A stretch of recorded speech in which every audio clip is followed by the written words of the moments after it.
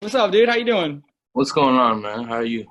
Bro, I'm all right, dude. We just had a heat. Are you out here on the West Coast? You back home? Where are you at? I'm in Atlanta. Oh, okay. So what's it like out there for you guys right now? Is it moist as hell?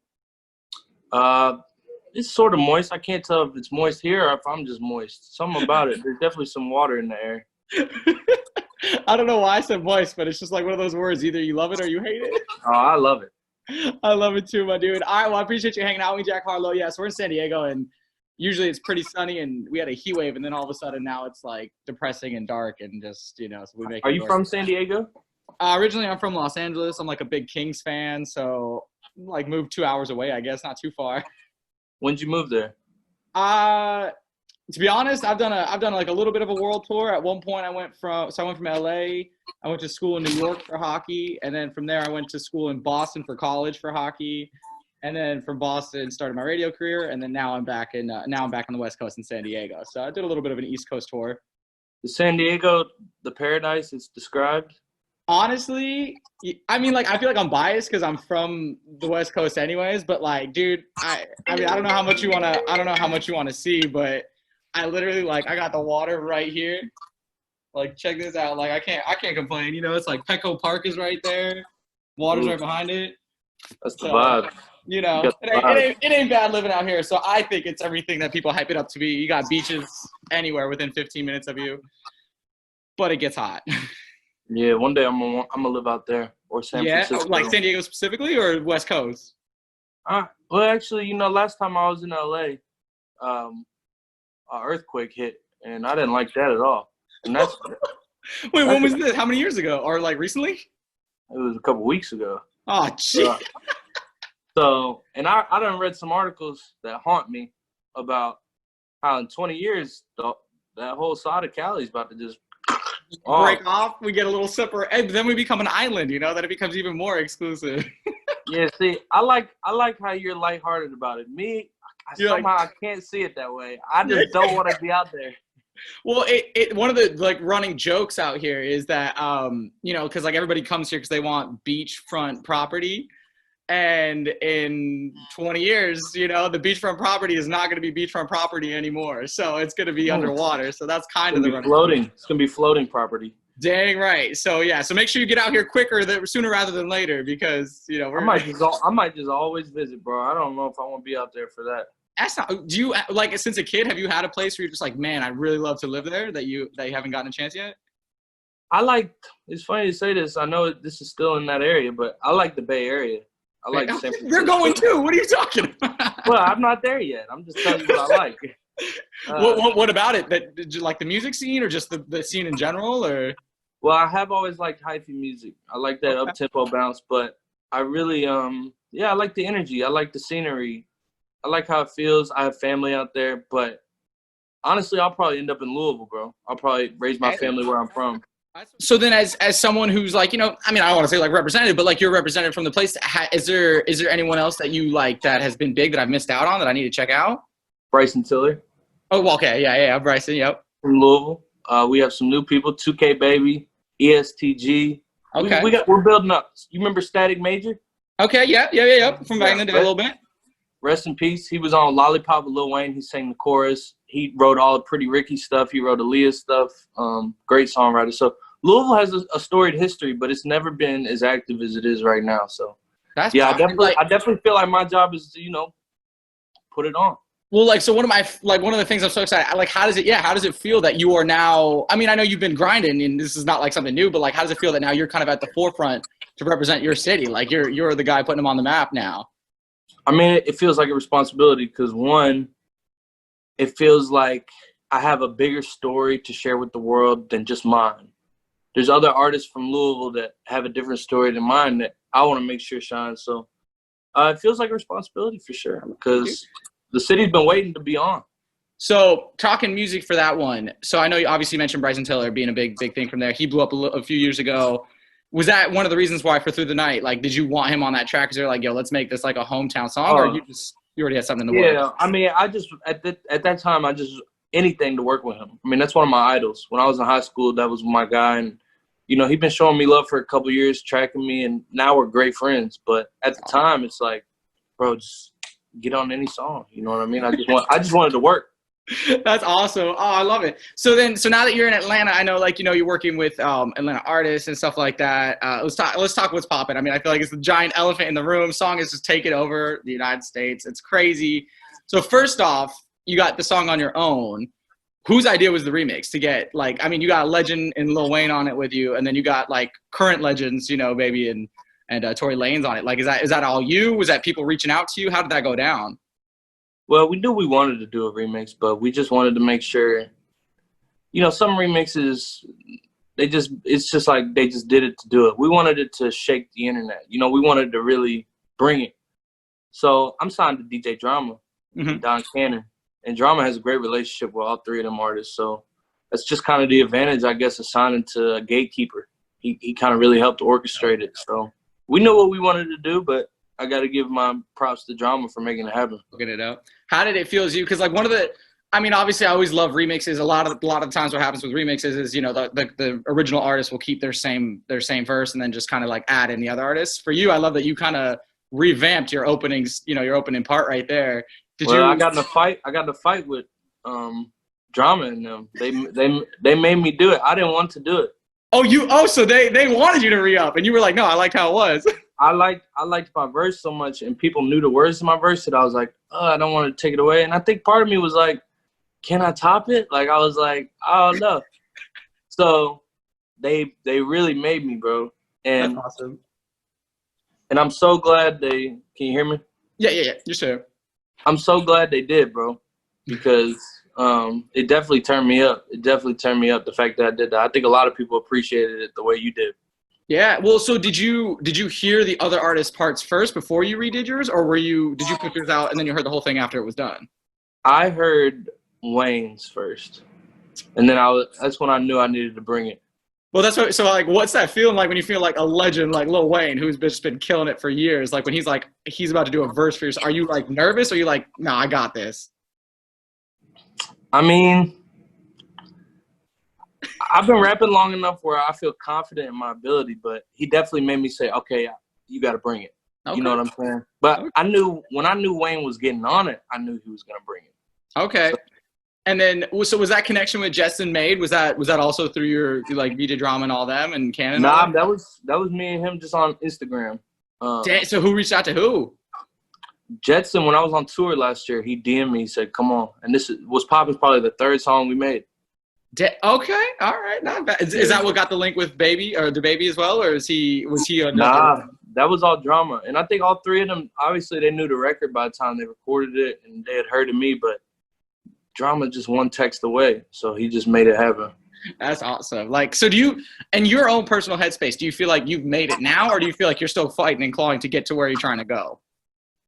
Because, I mean, you've been working. I know where I want to. I feel like I made it, but I'm not satisfied. I feel like I've made this a career. Okay. But I feel like I still have to solidify myself. I still have to drop a classic album. I still need to drop 30, 40 more hits. I mean, at minimum. I'm very hungry, bro. So I have a lot more I want to achieve. Okay, well, I honestly feel so bad. I don't feel bad for you in a way that's like taking pity, but I feel so bad, like you were building up all this, you know, you had all this clout coming your way, you had all this hype, and then we get hit with a pandemic. Like, what was going through your mind in, you know, March, like those early times when you were like realizing, all right, like I put out this music, you know, that like people are really vibing to, and then like now I can't even take it to the people. Like, what was your first thought when you found out like I can't go on tour? I remember I was just like so thankful that God wasn't gonna make me go through a pandemic without a hit. So you found the silver lining, basically. Is you're like, all right, at least that's the only thing I could see. Okay, all right, man. That's a good attitude to have. That's a way positive attitude. I like that. And then so now, obviously, we're kind of being strung out with this whole thing. How do you feel about the whole, like, are you going to try to like drop some more stuff and then ride that wave? Or are you trying to keep going with what's popping? How do you feel about, like, do you got some more tricks up your sleeve? Oh, I got endless tricks. I'm definitely going to drop. I don't have a timeline for when, but more music has to come. So more music will. All right. Well, let's talk about some of the stuff that I love. So I saw you got your song featured in Madden 21 coming out. What was that feeling like? dream come true. I grew up playing sports games strictly, so I always envisioned the time when I'd be on the soundtrack. Hey, okay, so like, was that one of those things that you were just like, man, I can't wait for the day when I get Bro, my song? specifically, I wanted that. Yeah. Now, did you reach out to them? Did they reach out to you? How'd that go down? Oh, they reached out to us. Yeah. Okay. All right. Now I saw that. I think I saw because not only are you in the soundtrack, but you're like the song featured on the preview of the game, right? Clearly, yeah, the lead record. Yeah. I saw it had 1.4 million streams on YouTube. How many views of that was you and your family just like, oh my God, I can't believe this is happening? 1.3 of them. I love it. Are you gonna be playing as the Steelers all the time or what? You know that. Yeah. I like Lamar. I like Lamar Jackson too, even though he's a rival. He just takes over the game, man. He went to Louisville. And he went to Louisville. See, I didn't even know that. So you're waiting. So, all right. So wait, do you know him on a person? Like, okay, I feel like there's always like some kind of like overwhelming idea that like just because you're from the same city, you automatically know people. Do you not know people, but like you're automatically tight with people? Do you find that now that you've kind of entered this like celebrity echelon where it's just like now that you're from there, like other local people, like, you know, like Lamar who went to college there, do you feel like you guys have this kind of like, kind of vibe together better? It's a conversation starter. And then so is just success in your field. So then it's just something else that brings you together. But me and Lamar, we've DM'd back and forth a few times. So it's love, but we've yet to meet. I look forward to meeting him because he's from Florida, but just him going to Louisville, he was so legendary at Louisville, bro. And for all the doubt and skepticism he received when he came in the league about if he could really be a good quarterback, and now he's the best player in the league, it's crazy. Do you ever stream playing video games at all, or are you more just like private time? Well, I haven't played. I stopped playing video games this year. Really? So Just too busy? Yeah. Well, I feel like I get addicted when I play. Like if I'm gonna play, I play like season mode. So then I'll start trading players. I want to get on. Like I don't be starting TV show series. It's just there's certain things I know like I'm not gonna work if I have them because I'll be at the studio and I'll be wanting to get back to my show, so I'll leave the studio earlier. Okay. I'll have something bringing me back to my TV, and that's like what I don't need right now. Maybe when I finish the album. So are you able to? I know with like I don't know what the restrictions are in Atlanta specifically, but like are you able to go to studio and back and keep it safe like that, or are you kind of like at home right now, like just only at home? It's a damn shame, bro. There's no restrictions down here. People are in the club.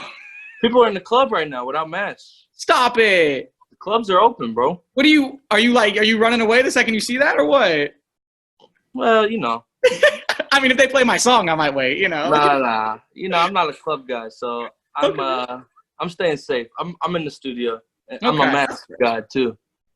All right, that's good. Have you noticed? I mean, like, it's so hard to say because I feel like you've already, like, when you have What's Poppin' feature the baby, Tory Lanez, and Lil Wayne, it's like I feel like you already had this access to these like high time artists. But like, is there somebody now that you got in the studio with them, you're like, all right, if I had my pick of anybody, is there somebody out there that you're like, yo, please hit me up, let's do something? Andre 3000. Oh, you gonna bring him out of retirement? Well, he does stuff when he wants. So hopefully I can play him something that inspires him enough to do a verse. Him, Drake, Jay-Z, those are my guys. Hell yeah. Okay. Do you have a relationship with them yet, or are you still working on that? I've met a couple of them, but I don't have a relationship. Okay. I wouldn't say we're like text buddies yet. Okay. Well, you're working. Who was the first person that like, you know, that was in the game kind of on a higher level that you got that phone, like, you know, like the number from, like? It's a good question. I can't even remember I remember a couple years ago, A$AP Rocky approached me. No way. And he was like, yo, you be spitting. I didn't know he'd even heard me. He gave me his number. And did he tell you what he heard, or he just said I heard? Yeah, he had heard the Sundown record. Oh, okay. It's from 2018. Yeah, that's like a little bit earlier. Yeah, he was a little early. Just text him? Like, is it like, yo, text me whenever? Is it like, no, he's famous, I can't talk to him? I wouldn't say nervous, but I'd be feeling like it's a business. So until I'm friends with somebody, all everybody wants is what can you do for them? Yeah. You know what I'm saying? So until I'm in a position, you know, like I came in the game with good friends. Yeah. So I don't look at everybody as I meet as my brother, because I know we're all trying to win. This is competitive. It don't mean you can't be friendly, but I know not every artist I meet that daps me up and says something nice to me. We're not friends. because as soon as something changes, you know, if I didn't have a hot record, I know I wouldn't have a lot of the people that are talking to me now. So Dang, I just take it with a grain of salt. Like, do you feel kind of like alone in that sense, where it's just like, I mean, I know it's because I'm popping now, but like, you know, maybe next year it's not the same. Do you get that, or you kind of just like look for the best in people? I mean, it's not that I suspect that people are bad. It's that I'm the same way. Okay. I'm not looking for no new friends. And if I make them, I'm happy to. But I'm saying, like, when new artists come in the game, like, when I see them, I'm like, I'd like to do a record with them. I don't think to myself, I'd like to be their buddy. But if we end up liking each other, that's cool. I'm just saying, I don't blame anybody for treating this like a business, because Yeah, I mean, it is a business. Yeah. And I don't feel alone because I still have all my brothers I grew up with me. So okay, so you're good. You're set. You got a team. I have people that are loyal to me regardless. If I fell off tomorrow and I never made another record, or, you know, something just drastic change, knock on wood, pray not. Okay. I have people that would stick with me, you know? Okay. Now, one of the things I wanted to ask, because Alexis told me to ask it, is why you named your tour the Mission Tour, like what that was about, the whole vibe on it and all that stuff. Yeah, well, I was playing off of this nickname that everybody calls me, Missionary Jack. Everybody just calls me that. All the girls I've ever talked to, they call me Missionary Jack. I don't even know why they be calling me that. But so it's not the sexual position. It's just what they call you.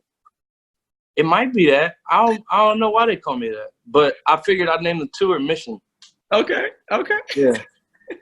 I do want to talk. I know you're in Atlanta. I do want to talk something serious real quick, because I know obviously the BLM protests and everything like happened. I saw that you actually were like getting involved with that, using your platform to speak out on that. And is that something that you feel like real and dear to, or you just feel like, you know, you're part of the community and you really just want to be involved, or is that something that you're like every day you're like, this is something that needs to be, you know, focused on? Well, it was so powerful that it had a profound emotional effect on me, dude, because of the amount of unity this time around. You know what I mean? The amount of people that were in the streets together and how long the emotions have lasted. Yeah. So, and the fact that I'm in a black genre, there's a responsibility, I think, as a white man, to show you love black people. Yeah. As much as you love black culture and the dances and the beats, you know. So I think it was a human responsibility and something that I would do 100 times over. I mean, it's great to hear that too. I know I went to the ones out here in San Diego. I don't know how crazy the ones you got, like the ones that you went to got to. I just know that, like, you know, like the using the tear gas and the pepper spray and like the rubber bullets and stuff. It's just like crazy, you know. It's like your own people are here. Like, what are you doing? Like, we're trying to tell you something's wrong, and instead of being like, yeah, let's help out, you know, it's just like, let's make this as crazy as we possibly can. You know, it's just So it's good to, you know, it's good to see that someone who has so much to, you know, focus on and you still have time to you know, to pull up and really talk about like the important things going on. And like you said, I mean, you know, showing respect to the genre that we both happen to, you know, work in. Obviously you a little bit more than me, but, you know, it's like, it's good to, you know, to see that it's not like, hey, people just like my stuff. That's all that matters. You know, it's like, there's a process that happened. There was a way we got to this point. So 100%. Really cool to see, man. Thank you, bro. Thank you. I appreciate that. And I appreciate you taking the time to hang out. You know, I can't wait for Madden to come out. Did you get to play early because you're the artist, or what? Nope. Damn. No? I'm tweeting Madden right now. I'm like, come on, what is this? What is this mess? What is going on? Nah, but I'm expecting, you know, a nice stack of copies coming in the mail. Okay. Well, dude, I hope we can have this pandemic over soon so we can have you out here in San Diego. I know we love banging it here. As soon as the clubs open up here, Whats Poppin is going to be all over the place, remix and original, either one. But we appreciate it, and just keep staying safe out there. Keep doing what you do, okay? Thank you so much, man. I enjoyed this interview. I appreciate you. Appreciate it.